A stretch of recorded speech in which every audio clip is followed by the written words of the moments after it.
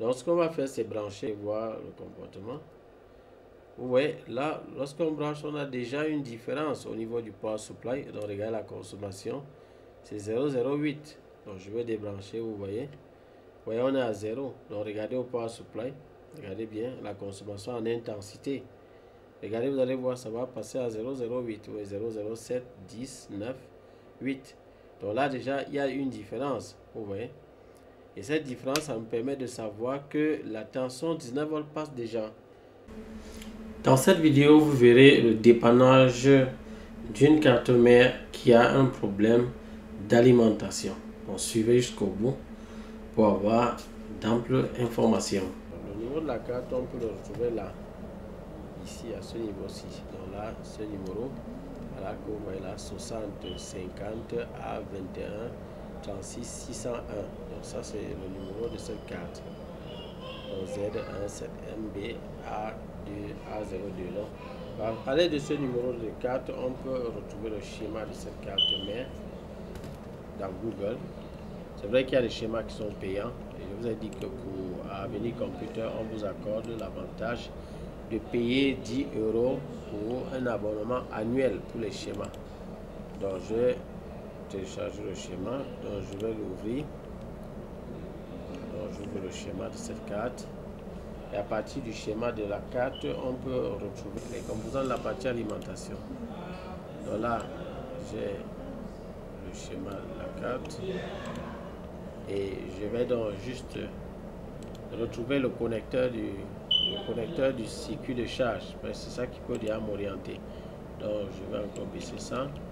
Et on va retrouver d'abord l'indication pour le connecteur du circuit de charge. Donc voici le circuit de charge ici.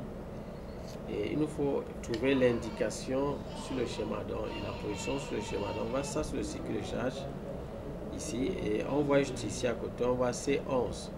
C11, ça veut donc dire que ça c'est le connecteur. Pour retrouver ce circuit dans le schéma, on va taper C11 dans la barre de recherche. Donc c'est ce que je vais faire. On va donc taper C11 dans la barre de recherche de notre schéma. Donc dans la barre de recherche, je vais donc taper C11, C11,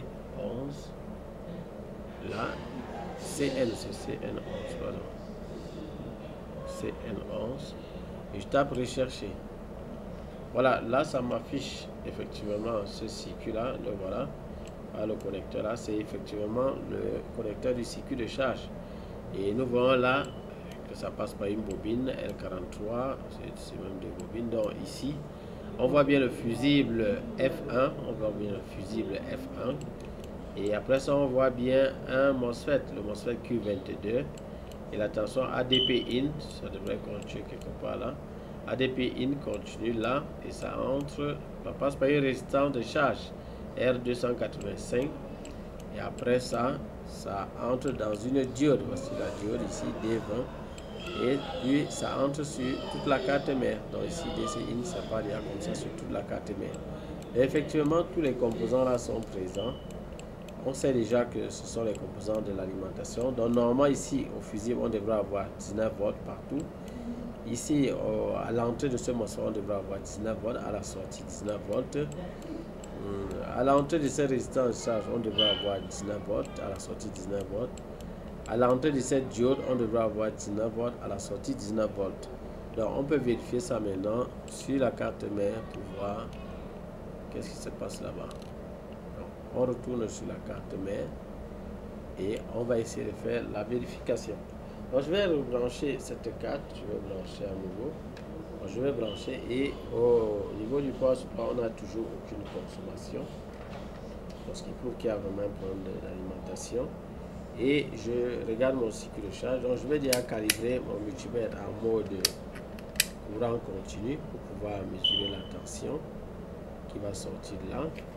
Donc je vais mettre l'une des sondes sur la masse. Donc, je mets ça sur la masse. Et l'autre sonde, je vais aller pour prendre la tension.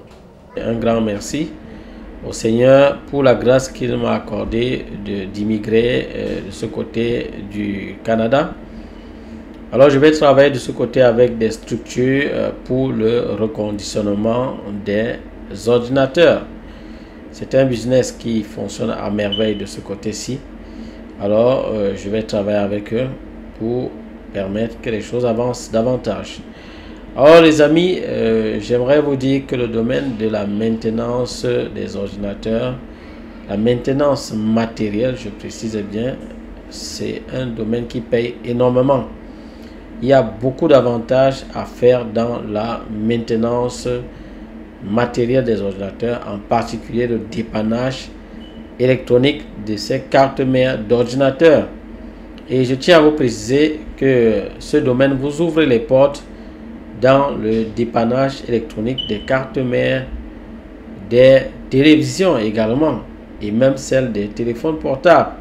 Ça vous ouvre les portes. Je n'ai pas dit qu'avec ça, ça suffit pour dépanner, mais ça vous ouvre les portes. Voilà. Donc, j'en suis un exemple palpable devant vous. La maintenance, j'ai commencé aussi comme vous dans le domaine de la maintenance. Je ne faisais que la maintenance logicielle.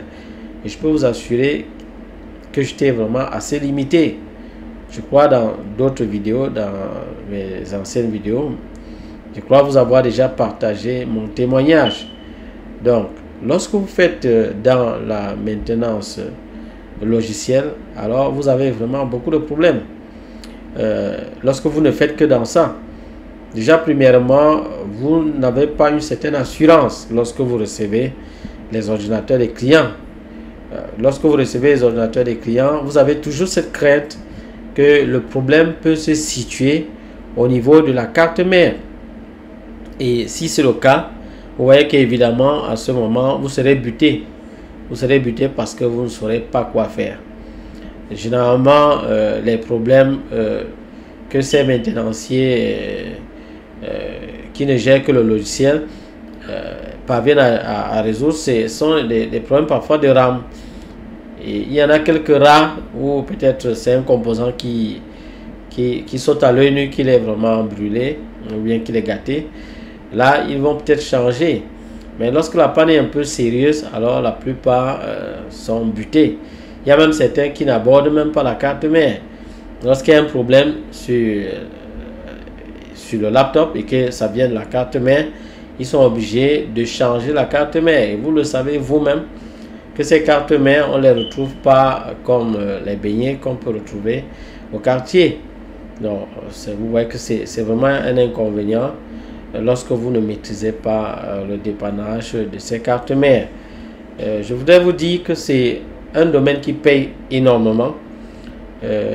J'ai eu à travailler dans le domaine étant dans mon pays d'origine au Cameroun, et je peux vous assurer que le dépannage des cartes mères paye énormément.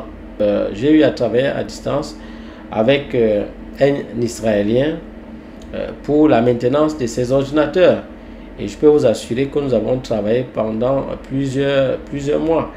Donc, sachez que ce domaine est encore très peu répandu dans le côté francophone et même dans d'autres pays. Donc, voilà pourquoi je vous conseille vraiment de faire tout pour maîtriser ce domaine. Il a vraiment beaucoup d'avantages et je peux dire que c'est grâce à ça que je suis là où je suis aujourd'hui. Donc, vous pouvez comprendre que ça paye et ça fonctionne, les amis. Nous avons mis à votre disposition quelques vidéos de formation. Vous verrez le lien dans la description. Formation offerte, gratuite, offerte par Avenir Computer. Donc, vous cliquez dans ce lien-là et vous allez bénéficier comme ça de quelques vidéos de formation qui vont déjà vous donner un avant-goût, qui vont vous permettre de comprendre qu'on peut dépanner une carte mère qui n'émet aucun signe de vie. Donc, vous pouvez prendre ces vidéos-là, suivez-les correctement et essayez de pratiquer. Et vous allez constater que vous serez capable de dépanner des cartes mères mortes. Et autre chose également, ce que vous devez savoir, Avenir Computer Repair vous offre la possibilité, pour ceux qui veulent approfondir, vous avez 3 options de formation. Vous avez la première option de formation où vous pouvez uniquement payer les vidéos de formation. Ça, c'est si vous êtes autodidacte. Là, vous pourrez payer les vidéos de formation. Et avec ces vidéos, vous pouvez vraiment vous en sortir. La deuxième option c'est pour ceux qui ont besoin d'un accompagnement. Si vous avez besoin d'un accompagnement, dans ce cas, vous allez donc souscrire à la deuxième option. Vous aurez déjà toutes les vidéos de formation. Et en plus de ces vidéos, nous allons vous assister pendant une année pour toutes les difficultés que vous avez rencontrées, que ce soit au niveau du cours, que ce soit dans des cas pratiques à votre niveau. Nous allons vous accompagner, vous aider à pouvoir mieux vous en sortir. La troisième option, il s'agit de l'option des promotions. Avenir Computer Repair lance de temps en temps des promotions de formation à des coûts réduits et qui vous permettent de pouvoir vous former. Pour ceux-là qui n'ont pas assez de moyens et qui veulent payer leur formation en tranches, nous vous accordons la possibilité de le faire grâce à nos promotions. Et je tiens à ce sujet à vous parler de la prochaine promotion d'Avenir Computer Repair qui sera lancée dès le 1er décembre 2023. Donc apprêtez-vous déjà pour cette promotion-là. La durée de formation sera de 3 mois. Le coût total de la formation sera de 75 000 francs CFA. Vous pouvez convertir ça en votre monnaie. Et pour ceux qui sont en Europe, vous allez convertir en euros. C'est de l'Afrique, vous allez convertir en votre monnaie. Donc, cette formation débutera le 1er décembre 2023.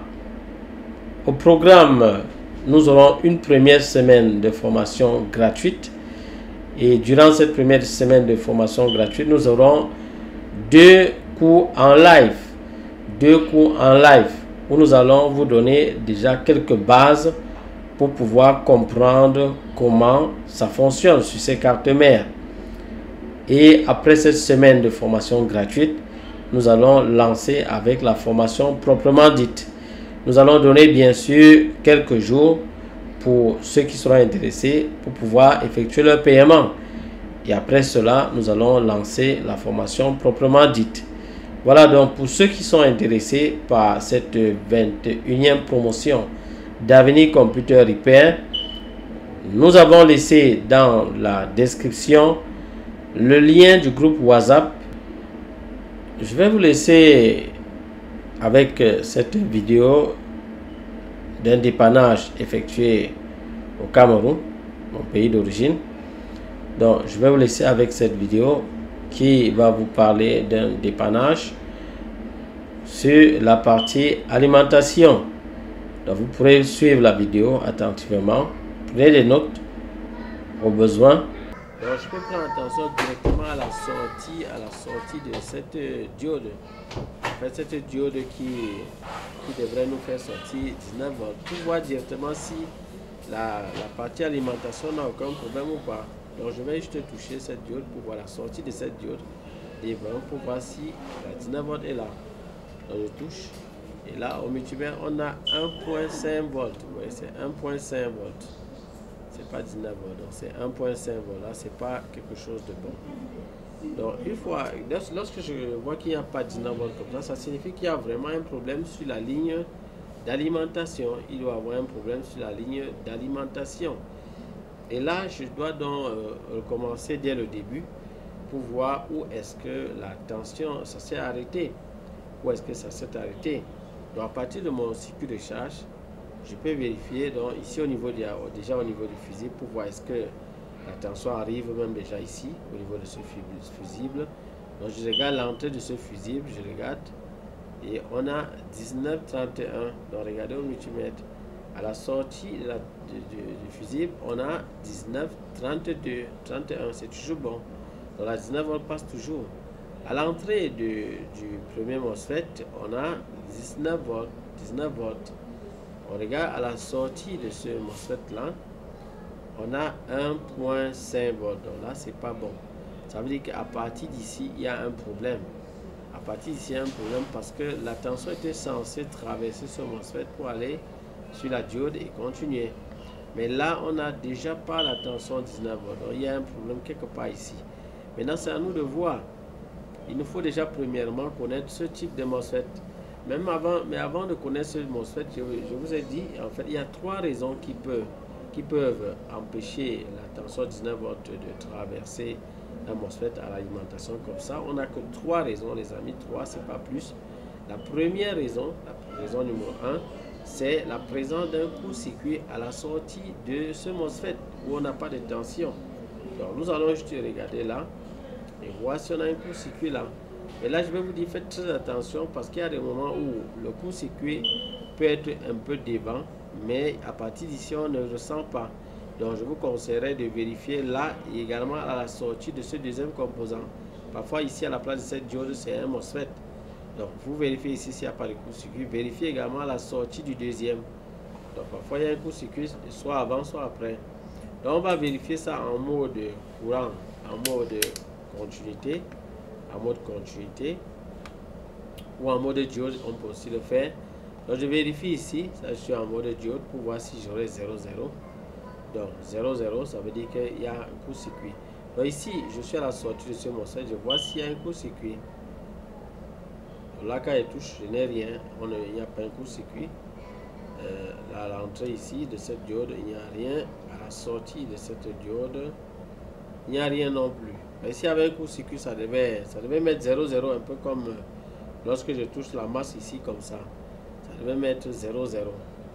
Mais là, ce n'est pas le cas, donc c'est parce qu'il n'y a pas de court-circuit. Maintenant, sachez que le multimètre est parfois incapable de déterminer le court-circuit dans certains cas. Donc, ici, je crois pour les 4 pinceaux comme ça, il doit le faire. Donc, il n'y a pas de problème. Bon, maintenant, ce qu'on va faire, c'est quoi? Il n'y a pas de court-circuit, il nous reste 2 cas. Le deuxième cas, c'est ce qui peut empêcher la tension 19 volts de traverser ce MOSFET. Ça peut être que ce MOSFET est gâté. Ça peut être que ce MOSFET est gâté. Une autre raison également qui peut empêcher cette tension-là de traverser, ça peut être que ce MOSFET n'est pas manipulé à sa gate. Donc à sa gate, puisque ce MOSFET c'est en fait comme un interrupteur, et il doit être manipulé à la gate, à sa gate, pour que la tension quitte d'ici pour là. Donc s'il n'est pas manipulé comme il se doit, la tension ne pourra pas traverser. Alors maintenant, on a 2 types de MOSFET. On a le P-channel MOSFET et le N-channel MOSFET. Les P-channel MOSFET, normalement, la tension qui est à la source devrait être plus petite que celle qui est à la gate. Du moins, pour les P-channel MOSFET, la tension qui est à la source devrait être plus grande que celle qui est à la gate. Devrait être plus grande pour que le MOSFET s'ouvre. Maintenant, pour les N-channel MOSFET, la tension qui est à la gate devrait être supérieure ou égale à celle qui est à la source. Bon, on va essayer de vérifier ça dans ce cas-ci pour voir qu'est-ce qu'il en est. La gate, déjà, c'est la patte qui est isolée là. Ici, on a 3 pattes qui sont ensemble. Vous voyez la piste verte là. Et ici, on a une seule patte qui est seule. Donc, on a besoin de prendre la tension ici, sur cette patte, pour voir est-ce qu'on a une tension qui est plus petite que celle qui est entre là. S'il y en a, c'est que c'est bon. Donc je vais brancher la carte, voilà. Je branche la carte et je mets en mode courant continu pour prendre la tension. Donc là, je vais prendre la tension au niveau de la gate. Donc là, je mets là au niveau de la gate pour voir ce que j'ai. Au niveau de la gate, j'ai 1.5 volts. Ça veut dire que normalement, la tension est plus petite parce qu'ici à la source, on a 19 volts. À la gate, la tension est plus petite. Normalement, ce MOSFET devrait s'ouvrir pour faire passer la tension. Et s'il ne le fait pas, on est donc dans le troisième cas. Forcément, ce MOSFET est gâté. Donc, si ici, par exemple, on avait une tension qui est supérieure à celle qui est ici, sachant bien que ça, c'est un P-channel MOSFET, ça ne pourrait pas passer. Bah, ici, c'est un P-channel MOSFET. Tout à l'heure, quand je regarde dans le schéma, c'est un P-channel MOSFET. Je peux vous le montrer. Donc là, c'est un P-channel MOSFET. Dans le schéma, on peut le voir. Donc, en regardant le schéma, voici le MOSFET, le Q22. On se rend compte que la flèche de la gate, vous voyez G là, quand j'agrandis, vous voyez G, la flèche de la gate regarde de l'intérieur, regarde à l'intérieur. Quand c'est comme ça, ça veut dire que c'est un P-channel MOSFET. C'est un P-channel MOSFET. Et les P-channel MOSFET, la tension à la gate devrait être plus petite que la tension à la source. Et c'est le cas ici. Donc ça veut dire que normalement, ce MOSFET devait s'ouvrir Et s'il ne le fait pas, c'est parce qu'il est gâté. Donc voilà la conclusion qu'on peut directement tirer. Donc les amis, il n'y a pas de hasard ici, tout est fait avec la logique. Donc qu'est-ce qu'on va donc faire? On va devoir changer ce MOSFET. Donc je vais débrancher et on va changer ce MOSFET là. Ce que nous allons faire, c'est retirer ce MOSFET et puis voir le remplacer par un autre. Bon, évidemment, il faut toujours remplacer un pitch à un MOSFET par un pitch à un MOSFET. Qu'est-ce qu'il faut faire? Voilà. Je vais donc enlever rapidement ce MOSFET. Je vais retirer. Non, continue.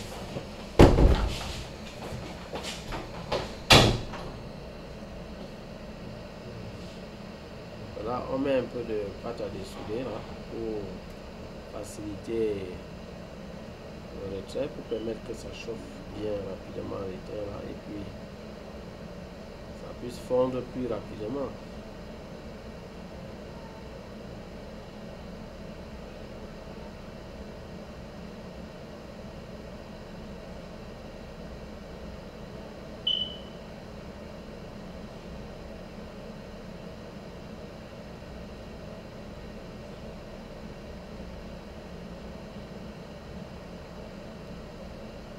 Ok, donc nous avons retiré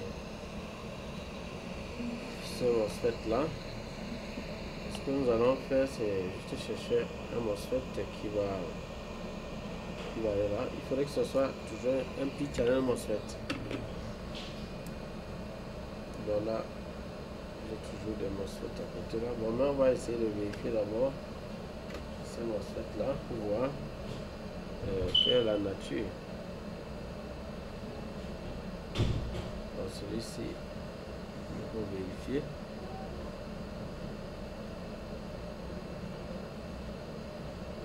Voilà, c'est un peu ça qu'il faudrait. Je ne sais pas si on va s'en sortir avec ça comme ça.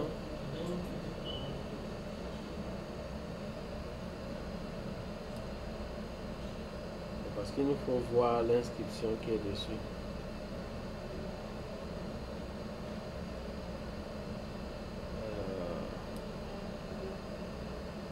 L'inscription est très importante parce que grâce à l'inscription, on peut voir le type de MOSFET qu'on a ici.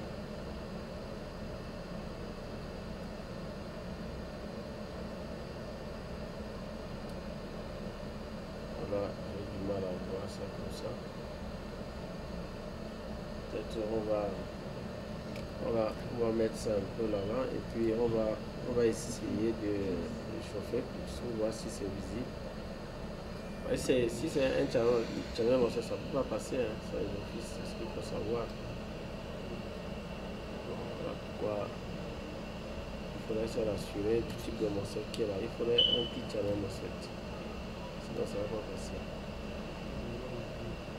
Je suis en train de chercher à voir l'inscription qui est là-dessus.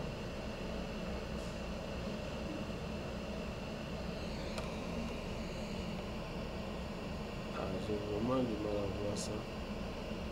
C'est vraiment pas, c'est pas visible du tout. C'est vraiment pas visible du tout.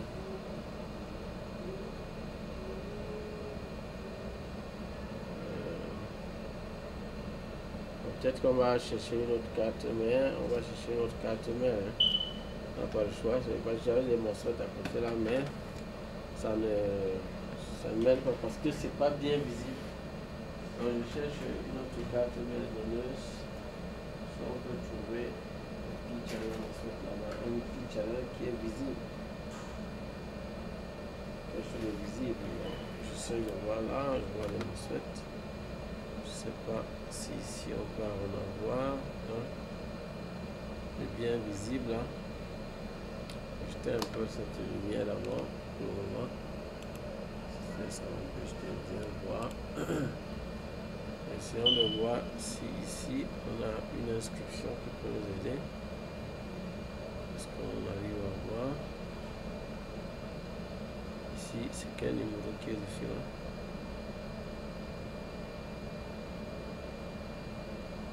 44.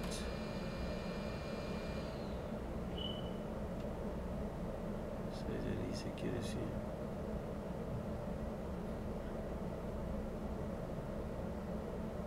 C'est 4407. Je crois que vous voyez aussi. J'ai encore tout gâté. Oui, c'est 4407. Je crois que c'est visible. Non, c'est 4407. Donc on tape dans Google.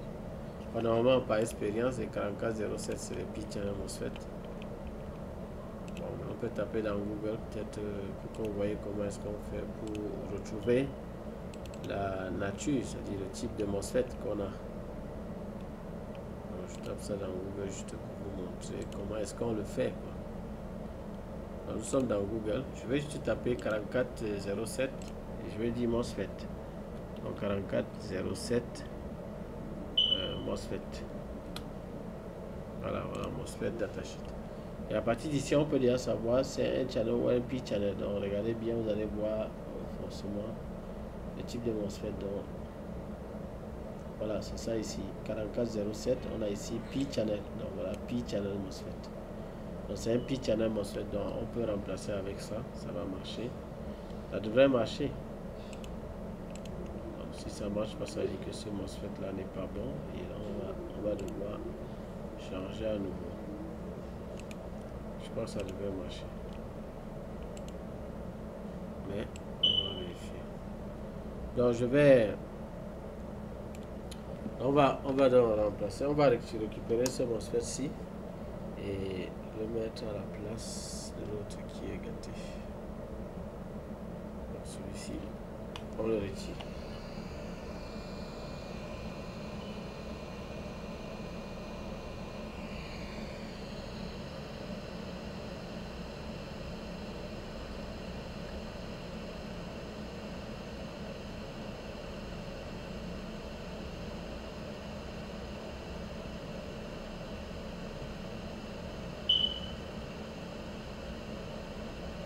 Il n'y a pas de hasard dans tout ce qu'on fera. Il faut faire les choses avec une certaine logique.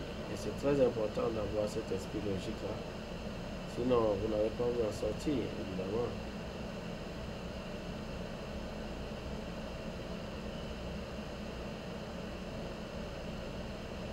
Là, on est sur ce MOSFET.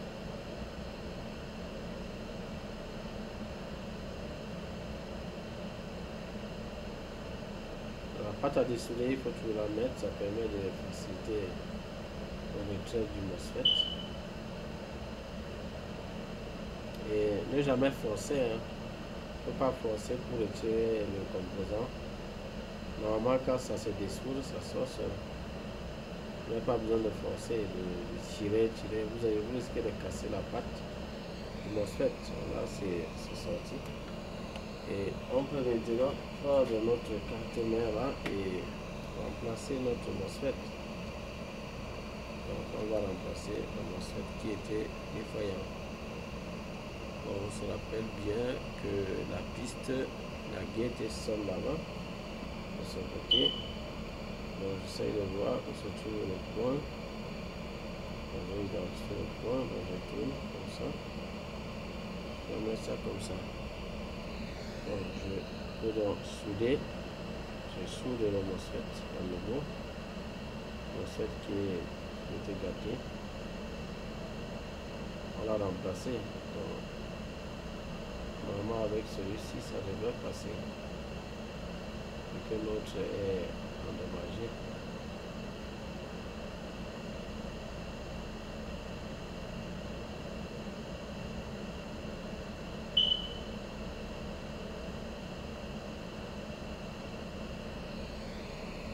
Ça devrait arriver.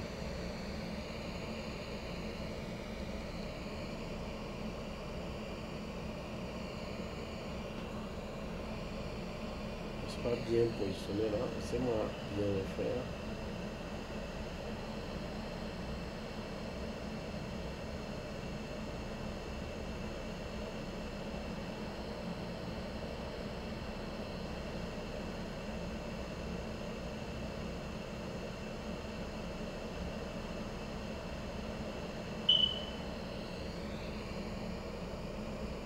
Je crois que c'est bon, hein. C'est bon. On peut mettre notre hot gun. Je crois que c'est bon. Donc on va juste laisser refroidir là. On va tester. Alors, pour savoir avec le multimètre si vous avez mal placé, vous avez bien placé votre MOSFET, c'est pas difficile. Des deux côtés, si ça bip des deux côtés, quand vous prenez les premières pattes, du moins les pattes, les extrémités là, si ça met en quantité 0,0 comme ça, des deux côtés c'est pas bon parce que d'un côté ça doit le faire, de l'autre côté non. Donc je vais mettre ici, de ce côté-ci, ça devrait mettre 0,0, ce qui est normal. Ce qui est normal. Mais de l'autre côté, ça ne devrait pas le faire. Si ça le fait, ça veut dire que c'est pas bien. Voilà, c'est pas le cas, donc c'est bien. Donc là, c'est parfait parce que de ce côté, je sais pas, je ne pas un peu de doigt. Donc ici, là, de ce côté, ça peut mettre 0,0. Vous voyez, comme on a mis là, c'est 0,0, c'est bien, c'est normal. Parce qu'il y a un côté qui a 4 pattes reliées ensemble. De l'autre côté, les 4 pattes ne sont pas reliées ensemble. Donc, on ne devrait pas avoir 0,0. Mais les 3, s'ils sont ensemble, ça se voit avec la piste. Donc, vous voyez, les 3 sont ensemble. Mais cette quatrième patte, non. Elle est seule, c'est la gate. Cette quatrième patte, c'est la gate. Donc, les 3 pattes, ici, c'est la source. Et ici, c'est le drain. Donc, on va juste laisser refroidir là, parce que ça chauffe encore. On laisse refroidir et puis on va tester pour voir si notre 19 volts passe désormais. Normalement ça devrait passer, normalement. Il n'y a pas de raison que ça ne passe pas. On a déjà identifié que le problème c'est le MOSFET, on l'a vu. Donc, je peux brancher mon power supply. Je branche mon power supply et je vais devoir alimenter la carte mère et on va faire le test. Voilà, ça chauffe encore. Ça chauffe encore, franchement. Il faut qu'on patiente peut-être un peu tant que ça se refroidisse. Voilà, je mets mon instrument en courant continu pour pouvoir évaluer la tension.